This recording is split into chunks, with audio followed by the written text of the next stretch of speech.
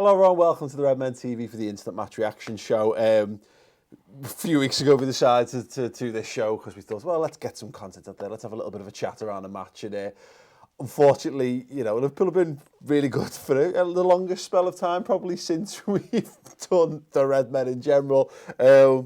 Not great to do these shows. Paul, when can we just win. go back to winning every week? Yeah. I liked winning every week. Yeah, no, I think it goes without saying that let's just do that for the rest of the season from now on. Chris, there's no escape. You know me, I'm an upbeat kind of guy. I like to see the positives and things, and I don't think this game was without positives, but they're limited to two individuals pretty much on the pitch. I thought the performance was just horrendous pretty much from start to finish.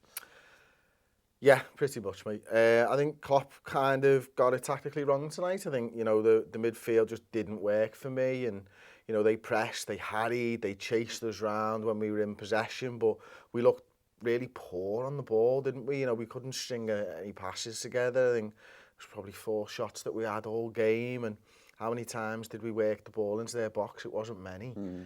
Every one of our shots come from outside the box, and that's very un-Liverpool. Yeah, no, it's true. The big problem I think we had, I mean, look, he didn't play long enough, Keita, for us to be able to say definitively that was a major reason. Although it was obvious by the only high point that he had in the game, because Naby Keita was pretty crap, to be fair, when he was playing. He kept giving the ball away as well. But he had that drive and run through the middle of the pitch, and you thought, let's see more of that. Let's do more of that. He goes off, and the midfield, you end up having to shift 3 players because one guy goes off. So Gini ends up going to the right, Milner moves over to the left, and Henderson comes in the 6. And look, we've said this time and time again, that midfield is fine. It's absolutely fine. You can get through most games, and in certain circumstances, that can be enough for you. But I think we get away with a lot of stuff when your front 3 are on absolutely scintillating goal-scoring form. As it was quite, everything we did was... That's not good enough for me though, mate, because that's the midfield. How many times have we seen that midfield? Do you know what I mean? And we've seen that midfield go up against loads of different types of side, and they've performed well against all different types of side. Yeah. Pressing sides, non-pressing sides, 4-4-2s, 4-3-2-1s. We've seen it all. Yeah. So we know that those players can do it. Yeah. Now, obviously, it might not be your game plan, but you've got to be able to react in the moment. Yeah. And the lads didn't. Yeah. And they weren't able to put the foot on the ball, and they weren't able to take the game by the scruff of the neck, regardless of Keita being there or not. No. The fundamental issue was an inability to pass the ball to other people in red shirts. But there's a point of the game plan. We no longer had the players on the pitch to perform the game plan that was clearly set up for. The game plan didn't look like it was working anyway, to be honest with you. Yeah, but we still looked... I mean, the game plan isn't get Keita on the ball and hope he scores a goal. The game plan is to work the ball into the forwards, and we were never able to do that. We still had 7 lads behind the front 3 who should be able to do that. What we lacked, and whether it's tactical or otherwise, is nobody took the initiative to drive through from midfield. And maybe you could argue that in the as I was saying about that midfield, in the top level games where it's drilled and it knows exactly what it's doing in the game, then yeah, maybe. But when you're playing top quality opposition against a top quality manager, you need everything to be perfect for you. And the thing is, Liverpool was so far short of perfect that, as I say, it's not right to say that it's an individual, any particular things. It was just a fucking terrible performance all over. But we just didn't get a grip. At no point did we feel like we had a grip on that game. At no point did we feel like we'd worked out a way to play or whatever. And it's credit to Napoli in that regard. But yeah, look, James Milner did what James Milner does. Wijnaldum did what Wijnaldum's done a lot in games since he's been a Liverpool player, and that was basically vanish from the team. We didn't see him trying to do the things that have been working in the limited time that we'd seen them. And Jordan Henderson, for all the will in the world, moves the ball on fine, and he does. He looked good in the first maybe 10-15 minutes he came on the pitch. Second half, I didn't think he looked good at all, to be honest with you. He didn't touch the ball for the first 15 minutes. Yeah, he'd come on the pitch. Maybe that's why. When he came on the pitch, he did that run going forwards, and he knocked that little through ball to Firmino when he thought he was offside and stuff. And Robertson gets it. Yeah. That was that driving run that Klopp was maybe looking for, just not from your 6. Now I'd said earlier on in the, maybe it was half time, I'd like, maybe you try bringing Fabinho in here and you try and bring Henderson into that 8 to do a little bit of that, because it was all static, it was all sideways, it was all dead boring, there was no adventure to anyone's play. You know, Andy Robertson, really poor game from him. You know, what we've come to expect from Andy Robertson is a guy who's willing to go down the outside, but Callahan had him pinned back, didn't he? You know, the pace that Callahan has, he wasn't able to stick with that. He wasn't able to play his natural free game and get down that left-hand side. Equally on the right-hand side, Trent had a really poor game in possession of the football. Just kept giving the ball away. And that's the thing is, you might be able to get away with it in the Premier League, against good sides even in the Premier League, but in Europe, in those type of atmospheres, you need more than just that. You need to be able to go and carve a team apart. And they played us really well. It looked like early on in the game, Paul, that they were going to play a really high line and we were going to be able to get behind there. And they carried on playing that high line and we weren't able to work the ball through to them. Yeah, and that's the thing, is that Mane and Salah ended up as wingers in that game, and Firmino's toiling and his dropping deep, and his link, it only works if other people are going to be able to vacate the space, or if you get people close to him. There was no bridge between midfield and attack at all, other than Roberto Firmino. Mane was fine, and he looked the most potent of our front three in it going forward, because he was beating men. But he's beaten 2 men and he's still got 4 men in front of him. He's not going to take on the whole team and get by. And again, it just boils down to the fundamentals for me. The thing was, everyone's passing. Even the players who played really well, you wouldn't say Joe Gomez's passing was exceptional in the game. He was our man of the match by an absolute, country mile. But it wasn't like he was the one leading it by everyone misplaced passes left, right and centre. I can't think of many times where we strung together 3 or 4 passes. The whole thing was wasn't just off. Between the centre-backs and maybe the full-backs. Jesus Christ. There wasn't between our goalkeeper and the rest of their midfield. As soon as you started getting into the midfield, we were just giving the ball away. And listen, I think a lot of credit has to go to Napoli, because I thought they worked incredibly hard to win the ball back, and they were harrying, they weren't giving us any time to settle on the ball and get into a groove. And sometimes Liverpool play the ball around at the back to get themselves into a groove. But we noticed early in the first half, we had our 4 defenders back, and obviously we had the ball between us, and they had their 2 centre forwards and the 2 wingers dead high, which then meant Liverpool players needed to be brave and play a ball in.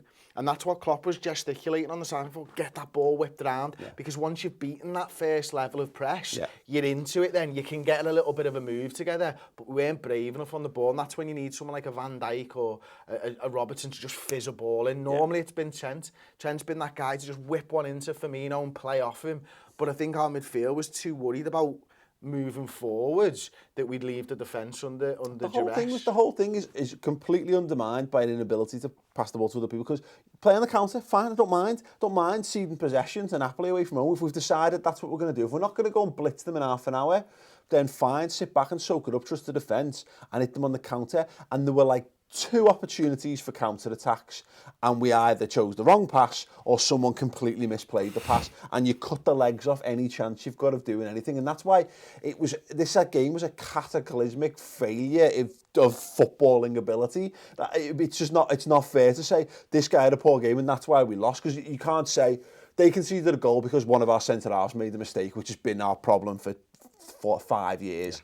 It's not that at all. Maybe you could say Robertson could get tighter in certain situations, blah, blah, blah, whatever. We rode our luck at times. Again, they're a good side. Our problem simply was no one held the ball up. No one passed the ball to another person. There was no link-up play. And you're right, you need bravery. Kind of like the Man City away game in the Champions League.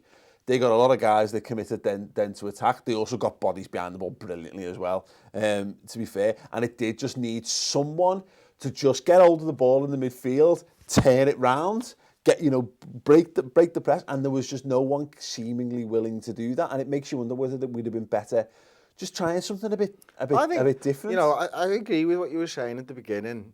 I do feel like it was that midfield runner that we needed. I would have thrown Shaqiri in there and had a go, maybe. You know what I mean? If you're not going to do the Fabinho thing earlier, I just feel like Ancelotti got it spot on. The way that they moved us from side to side and then quickly attack the opposite side. That's how you play against zonal sides. Most teams are zonal now, especially high pressing sides. If you can shift them to the left-hand side and quickly get the ball out to the right, that's where their area, the space is. So, you know, that always leaves the fullback exposed. And that's something that Ancelotti's side did very, very well, the speed of movement. Compare that to what Liverpool were doing when we were playing down the left-hand side. We tried to switch it. It was just dead slow. It was a little bit mundane. I don't know if we were or we weren't, because half the time they were on friggin' replays, and we'd give them the ball back to them, and you're like, what the fuck's happened here? I'd love to know. There was at least 4 goal kicks that we've got no idea, watching at home, how Liverpool lost possession, because we simply weren't shown that. And there'll be people who are watching this after the fact or listening to it who were at the game who might have a clearer idea. And I don't know whether it was like we lost a hard foot back or a move just broke down. No idea. You know, and so it all feeds into the notion that Liverpool was so bad that it genuinely felt like we were just giving them possession back and going, well, we don't really want it, lads. Go and have another attack. And you're right. So much of what we do, the best parts of what we do, are based on quick movement, quick passing, quick interplay, give, go, shift, move. And if you keep coming back to it, if you can't string 3 passes together, the way we play football will fall apart. And to be fair, you can kill a team with 2 passes, but we couldn't string 2 fucking passes together to launch a counter-attack. All a counter-attack needs is to head it out the box, one guy takes a touch, and then he smacks it into a channel. I'm not even sure the one that we're probably thinking of, we needed to pass the ball. Jesus Christ. Do you know what I mean? It was like a 3-on-1. At that point, Liverpool are the Red Arrows. How many times have we said that we attack like the friggin' Red Arrows? Well, one of them had just been fucking shot in the jet engine and went into a fucking turn spin, and the ball goes out of play, and you're like, what's going on here? Yeah, it was ridiculous. It was dog shit. The whole thing was utterly dog shit. And yeah, the only thing is, I wonder with the Shaqiri thing, I just can only imagine that he simply doesn't trust Shaqiri in the midfield.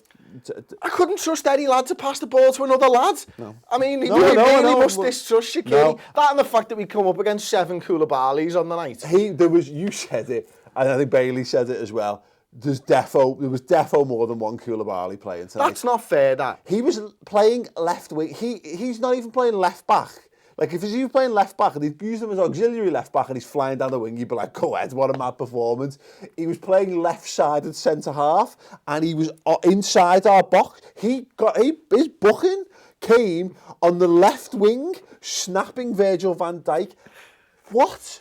Yeah. Do you know what? I think he's great. He would be Mamadou Sakho and Andy Robertson put together into one player. If we'd have signed him, I may have built a statue of him. He is like Mamadou Sakho is to Kalidou Coulibaly. It's like if you see those knockoff action figures, like the really blag ones, and they say like Spider Hero, and it's like Spider-Man in a Superman costume or whatever, and they're just really dodgy plastic and the legs are on wrong, and basically that, you know, I see Coulibaly, he was absolutely outstanding, and I would genuinely love us to sign him, but he was great. He's mad as a box of frogs as well.